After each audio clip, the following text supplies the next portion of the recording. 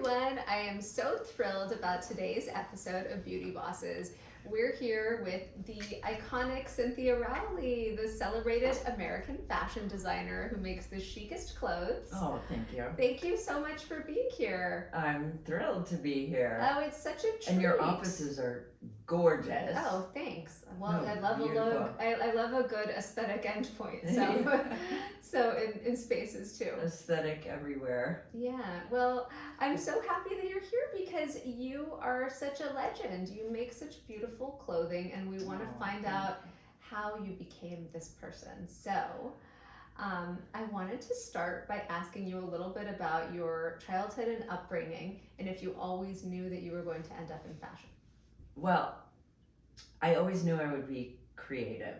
I knew I loved the I love the creative process, and growing up, I was not in an environment where people talked about fashion or it was in people's lives, and so I went to art school and I thought I would become an artist, a painter, and then always sewed and loved all that, and so the fashion part of it, like the fashion in quotes part of it was really secondary. It was the artistic side of it that was always something in me since I was little, I guess. So when you were in art school, did you focus on a certain type of art, visual art, wearable art, or was it a little bit of everything? I started as a painter, which, by the way, your art collection in your office is Thank you. very impressive. Thanks. I started as a painter, and I love that still, and I love collecting art. I love, hanging out with artists. And I think, I would never say that fashion is art. I don't think that that's, it's commercial, but I do think, like, to be your most authentic self in fashion, I think there has to be like that deeper artist kind of that sensibility, vision. Right? You have to learn the alphabet before you write the great American novel, and you have to study great classic art before you can riff on it. So that makes perfect sense. So you started your company in the 1980s, is that right? Yeah, it's so funny because I say in the 1900s, I guess if you want to call it that, I just finished school and started making stuff. And how did you start? Yeah, that's what I was going to ask you a little bit about. I just sort of accidentally sold to some stores in New York and sold to some stores in Chicago, and then, the next step was, I have to actually make this stuff now, and figuring out along the way, I never had a plan and actually didn't even know there were factories that made things. Like, I was really naive, which maybe was better. And one day I packed up a U-Haul, drove to New York, and just started having shows, and it's crazy. When I think about it now, I think about those, in cartoons when there's like an explosion and somebody's like patting themselves down, like they're covered in soot, and they're like, woof, that was really something, and you're like, I don't know how I made it through that, it feels like somehow I survived. That's amazing. So your brand grew from those sort of somewhat scrappy beginnings to quickly becoming a standout in the industry, and you are really known for blending bold prints, feminine silhouettes, and also a lot of sporty essentials. Sporty, yeah. So how would you describe the ethos of your brand today? That sporty meets pretty is like the kind of simplest way to describe it, because I make a lot of surf stuff, I make a lot of ski stuff, and then I also make like pretty dresses that are very feminine, and I just like the intersection of those two completely disparate elements and how they inform each other. One thing that I really admire about your work as a designer is how it sort of encompasses the duality of many women, where we like Exactly. to be feminine and pretty and girly and dolled up, but then also, on the slopes or at the beach or in the water. So I love that. Here's a perfect example. Last night, I went to the American Ballet Theater gala, and I was all dressed up in this like satin gown thing. And tonight, I'm so stoked to be going to the Knicks game and like screaming at my favorite player. So that to me is like the perfect, Yes. you Because we're complex creatures. I know, combo. especially kind of coming into this era in 2025 where people are really defining their own identities, and you don't want to be all boardroom one-dimensional, or all pretty girl or all sports star. Totally. You want to be a little bit of all the different things. Yeah. Okay, I and love that. And the more extreme, in each direction, the better, I think. You're also an author, and you've appeared on numerous television programs, which kind of further cements your place as a cultural icon. Can you tell us a little bit about how you've decided to go into these other little realms too?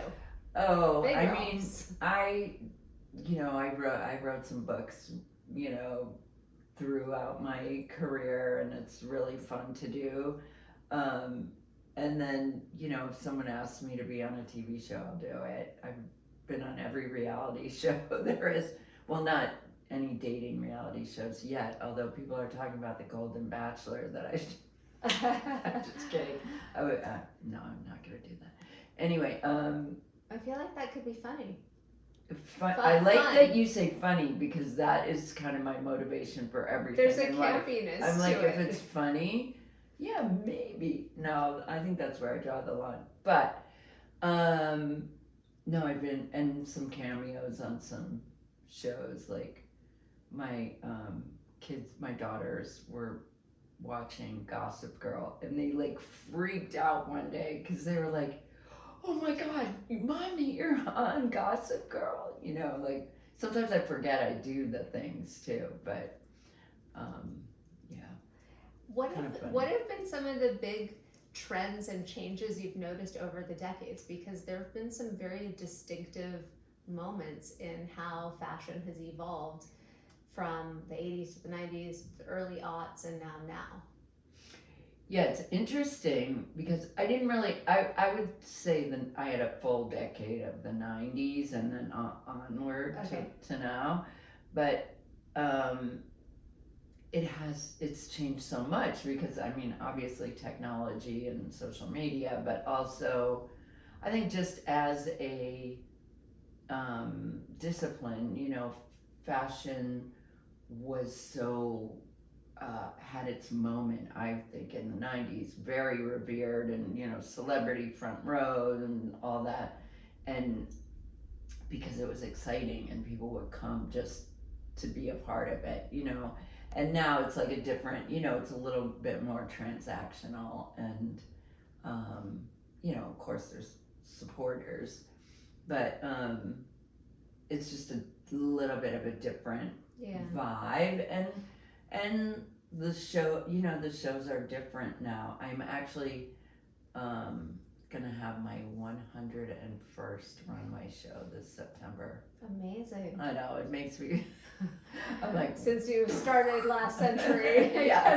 exactly. Started in the 1900s, and then with 101 shows under your belt. That's really incredible. It's crazy. That's amazing. Well, because we used to do men's, we used to, we've done shows all over the world, and like when you take the show on the road plus 2 or 3 or 4 per year, it all adds up. Do you think back on a couple of early big breaks that allowed you to really break into this world? Because there must have been some moments of uncertainty early on in your career. God, so were you many. ever unsure that you would make it? Like all the time, like for the first 10 years, I would say. I mean, I definitely had what I would identify as lucky breaks, but also those lucky breaks are things that happen that you willed it purposely take advantage of. I think it's not like a break where you just go like, okay, come to me, goodness of every kind. You know, it's really like something has to happen, and then you have to see it and you know, work to hustle. When you said scrappy, I'm still scrappy. Like, I'm a hustler. I'm like, I'm happy. I'm proud of that. You know, I work my ass off. I love hardworking people.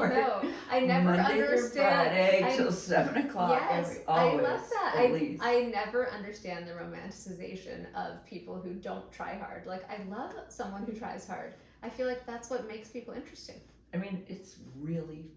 Can I swear? Yeah, it's really fucking fun.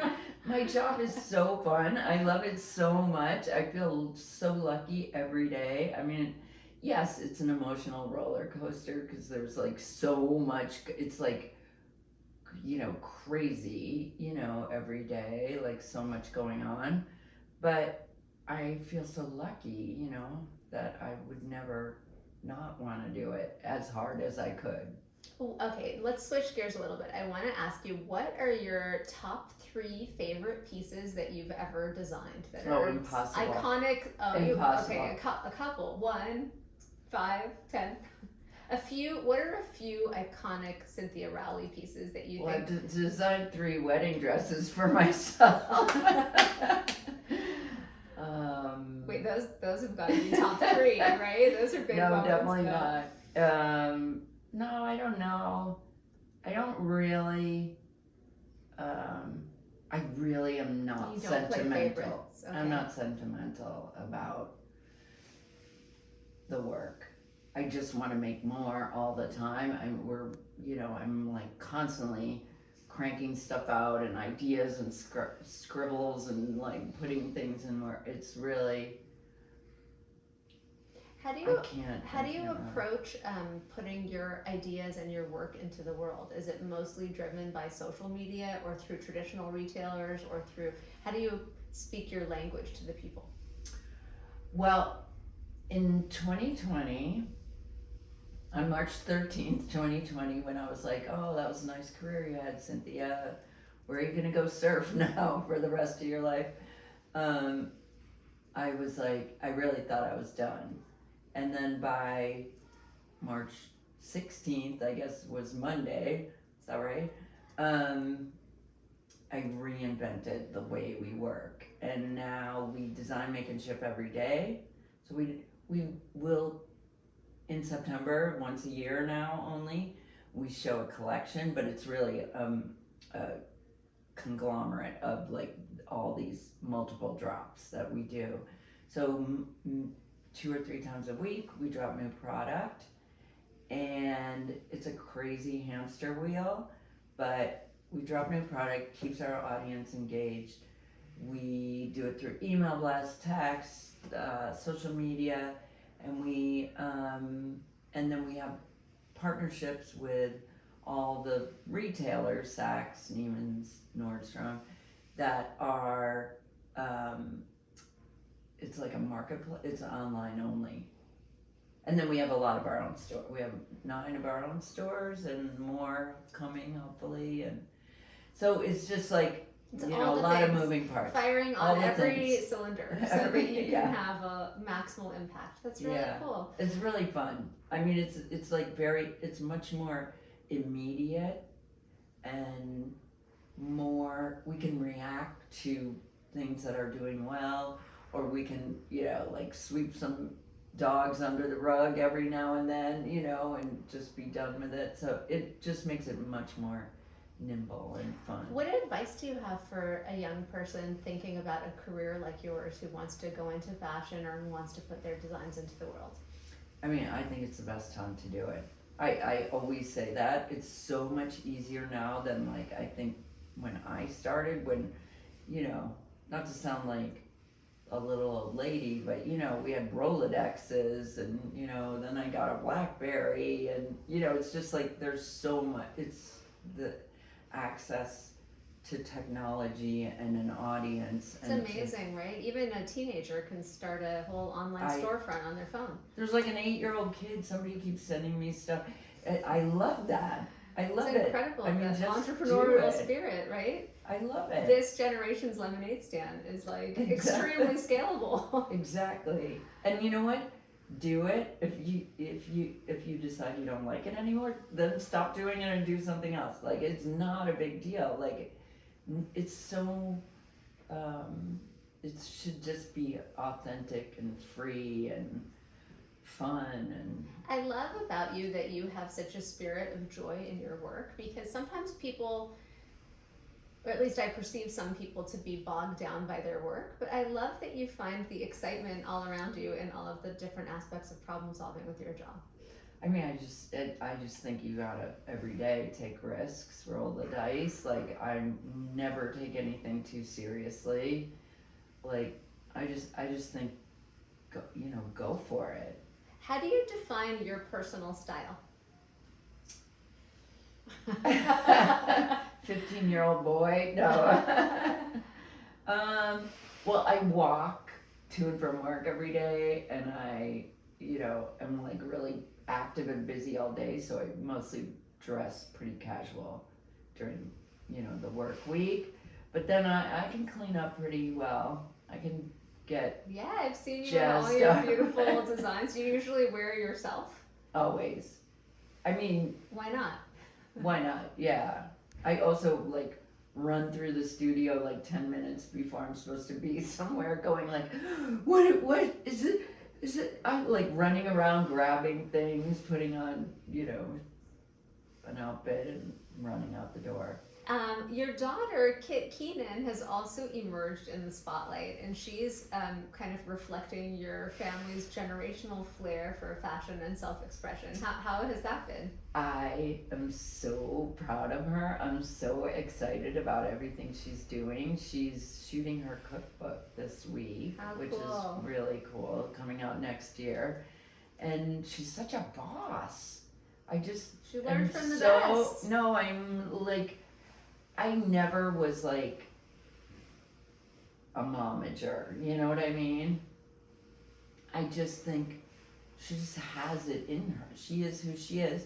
And I have another daughter, Gigi, who's 5, 6 years younger, and she's a boss in her own way, but like she's still in school. But like, I just I'm so proud of Kit. She really just like she had an idea, and I knew she would figure it out, and she just did it. And I really take zero credit. She's her own person, and I'm really proud of her. I said I'm gonna make a T-shirt that says Kit Keenan's mom, How cute. or something like that. People go into my store and I hear them, like, they don't know who I am, and I'll be in the store and I hear them go, "Oh, this is Kit's mom's store. Oh, cool, yeah." Yeah, that's quite an amazing feeling. I love Well, it. on that note, what do you hope that your legacy is? My legacy.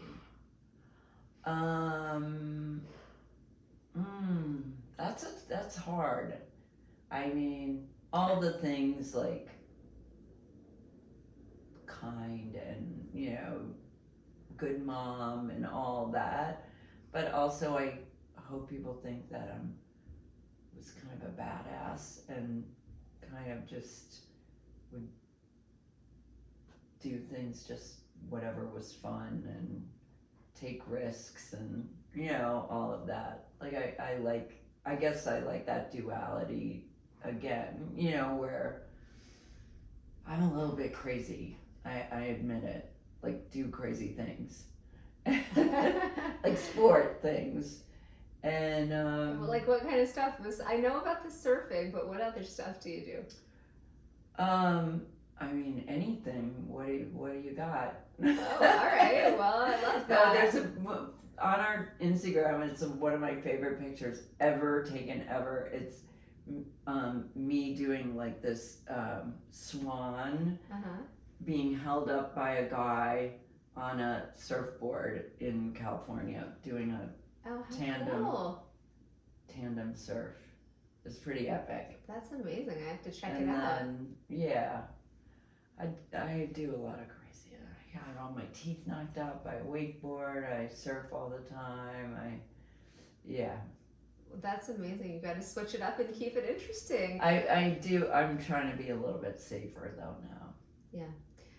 That happens to all of us. I think I feel Yeah, that way too. A little bit more sensible. Tone it down. Yeah, tone it down. What do you hope? My last question is, what do you hope for the future of your brand? And do you have any fun things coming up in the pipeline that we can look out for? I hope it just keeps growing. We're excited about some, international distribution, and I love doing new categories and introducing new collabs and stuff like that. So we do a lot. I say it's not that we've done everything, but we're always doing something. So actually coming up, I have the eyewear, Elasteva eyewear. Cool. Just launched, and we have state bags coming out, like weekend bags, and then we have Pottery Barn collab coming out, Very and cool. golf, all in the next 2 months. Oh, great. Golf is going to be cute, I'm sure. Golf is really cute. Well, thank you so much. Tell us where we can Thank find you. you and shop all your beautiful designs. Cynthia Rowley. All right. Thank you. Thank That's you. wonderful.